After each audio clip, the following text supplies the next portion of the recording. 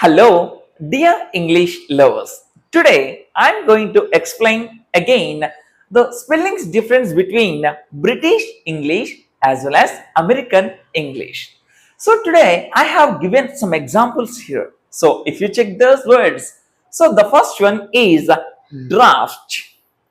The spelling, if you see Draught, draft. So in the American words, draft, the pronunciation is the same, sir. The meaning is the same, sir, but the spelling is somehow difference there is. Okay, so draft. The draft meaning in Telugu musaida. Okay, Nandi. So the second one is burnt.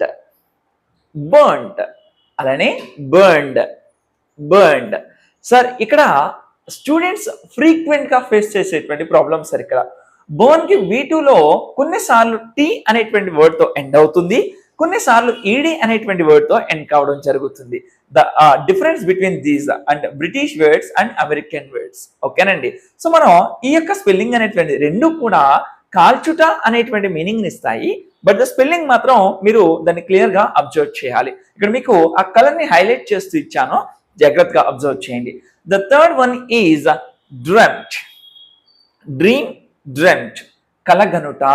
అలానే American word చూస్తే కనుక dreamed. ఓకేనండి. The fourth one is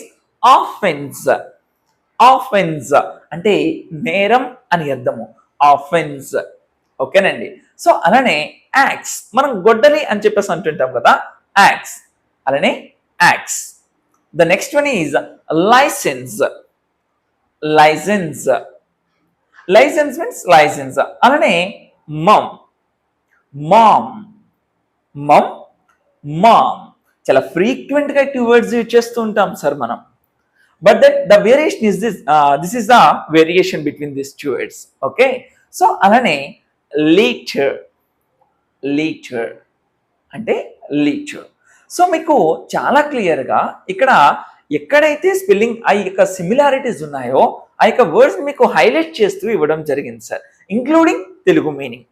so ఇలా మరికొన్ని వర్డ్స్తో next క్లాస్లో మీ ముందుకు మరికొన్ని words అనేటువంటివి తీసుకురావడం జరుగుతుంది. I hope you understood this class very clearly. I'm going to explain the another session. Okay, thank you so much.